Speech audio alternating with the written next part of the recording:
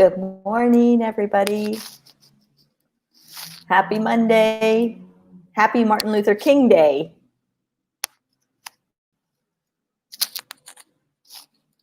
There is a quote that I posted today that I will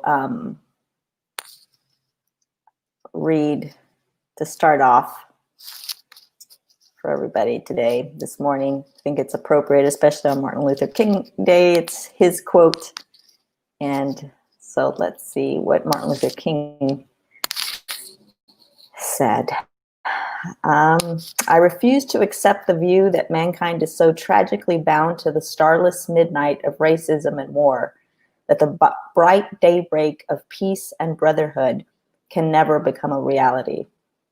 I believe that unarmed truth and unconditional love will have the final word. Martin Luther King Jr. And I believe that too. I do believe that unarmed truth and unconditional love will have the final word. And so today what I'd like to talk about is forgiveness. And what I've experienced in my own life is that I've learned that there's two parts to forgiveness. And the two parts are forgiveness itself, forgiving the individual or forgiving ourselves, and then being able to let go and release that. And how I came to really believe in that there's two steps to forgiveness, and is with a revelation that I had a few years ago.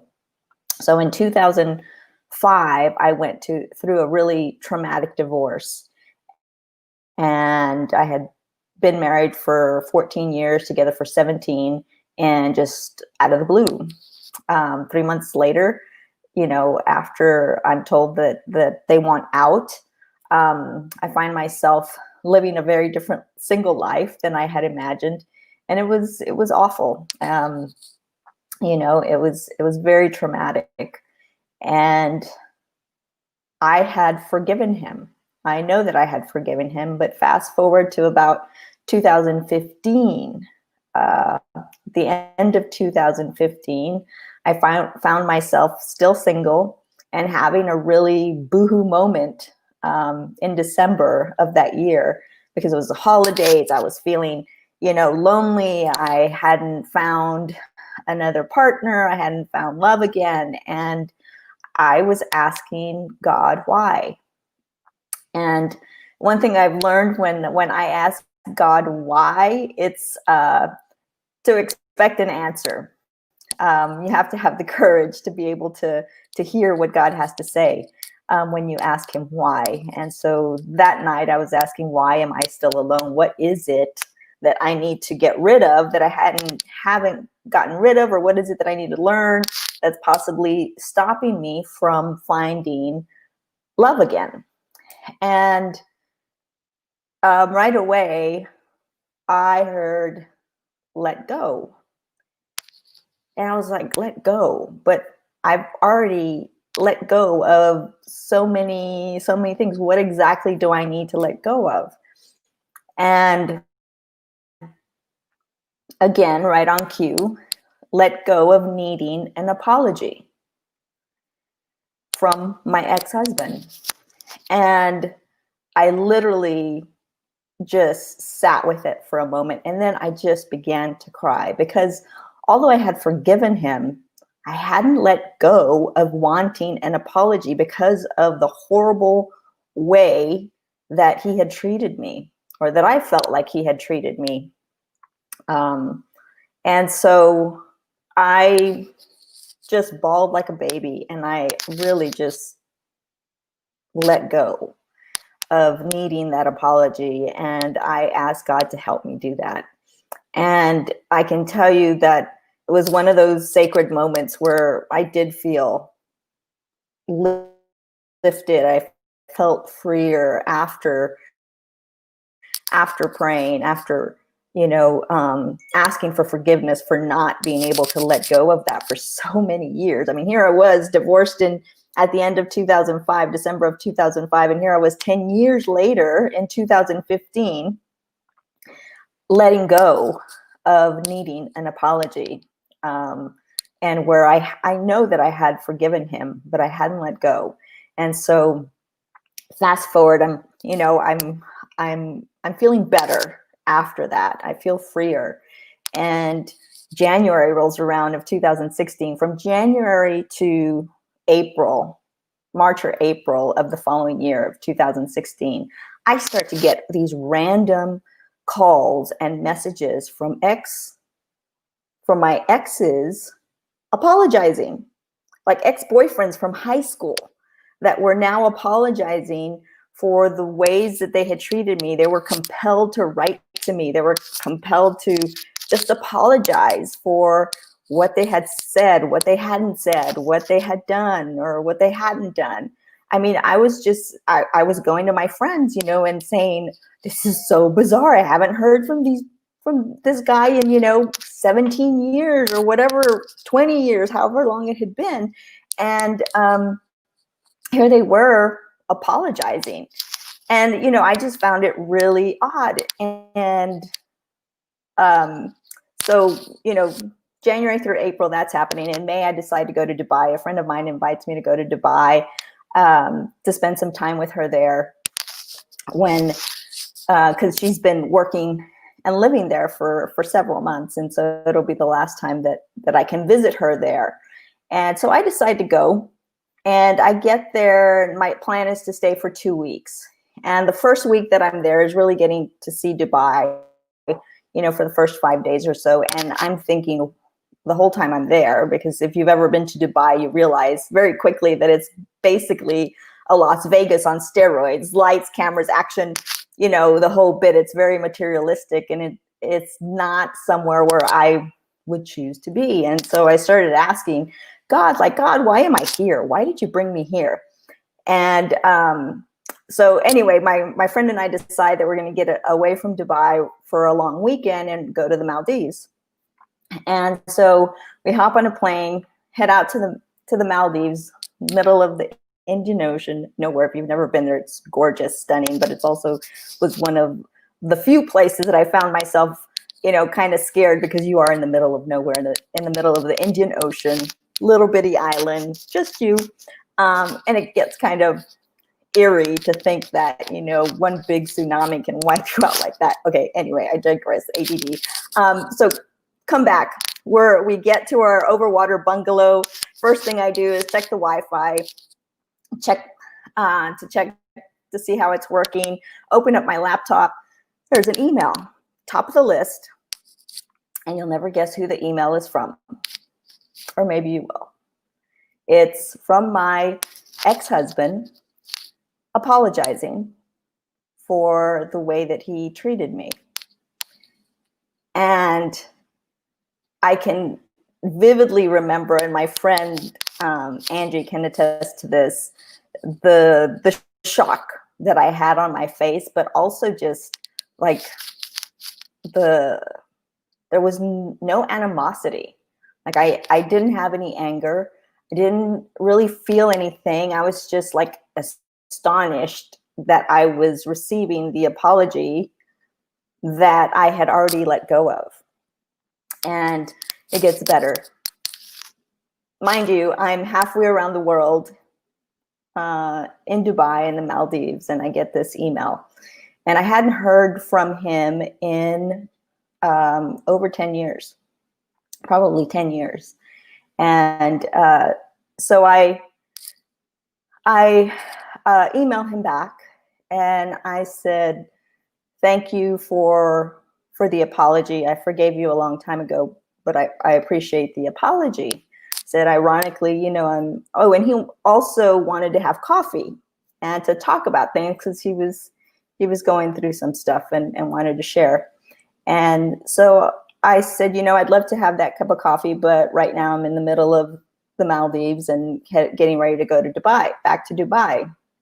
He emails me back and says, I was in Dubai last week. And I was like, well, that's weird. And so then I email him back and say, well, I'm going back to Dubai. I said, before I head back to Abu Dhabi on Thursday, where I'm going to fly out. on Friday. So I'll be there overnight. And he writes back and says, I'm going to be in Abu Dhabi on Thursday. And at that point in time, I just pushed my computer back and looked at my friend and said, this is so crazy. I said, I'm not even going to answer back because this is just too wild. And he writes back eventually and asks, how about that cup of coffee in Abu Dhabi? And I said, okay. I said, why not? Obviously, we're supposed to meet halfway around the world. So let's have that cup of coffee. And we met up on Thursday, and I was waiting in the hotel lobby for him. And when he came through the lobby doors, I can tell you, I felt no animosity, no anger. I didn't need anything from him. All I felt was happy to see him healthy, and I was happy to see an old friend. There was nothing. I don't know how else to explain that except that I was just happy to see him. And we sat and we talked for about, 3 or 4 hours maybe, and never once argued, never once blamed, never once, raised our voices, nothing. It was just like sitting with my old best friend. And since then, he wanted to keep in touch. And I said, sure. So since then, we've become friends again. And it has been really, really nice. And so the point of this, and I didn't realize what had happened, from January through April, when I had started receiving all these apologies from all these different people.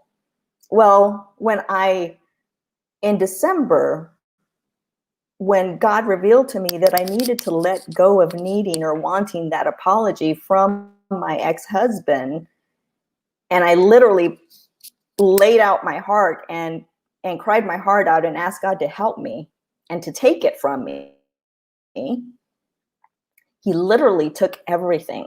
Any apology that I ever needed from or felt that I needed, that I didn't even know I needed, He took that from me. And hence released everybody else, that maybe had whatever it was. I not only let go of what I needed, but I also freed everybody else that felt like they needed to apologize to me as well. And so when I realized that, it was a profound moment for me, because I realized, it's not just about saying I forgive you, or even not saying it to anyone's face. It's just being able to forgive, first of all, to free yourself, and then to let go. That's the art. That's where freedom really lies, is to be able to let go of needing anything else from someone in order to be free. So forgiveness has 2 steps. It has the forgiveness, the actual thinking or saying it out loud, where you forgive someone. And then also the letting go piece. And the letting go piece is really where the magic and the freedom is, and being able to do so. And so today I ask you to really go to God. I'm not anyone special that can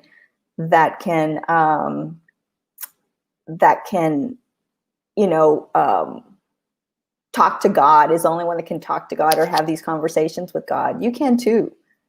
It's just a matter of building on that intimacy and being able just to allow Him to show you the things that you need in your own life. For me, at that moment in time, and I was having that boohoo moment, lonely in December of 2015, and having Him show me that revelation that I needed to let go of needing an apology. And then 6 months later, after letting that go, I receive the apology and don't need it.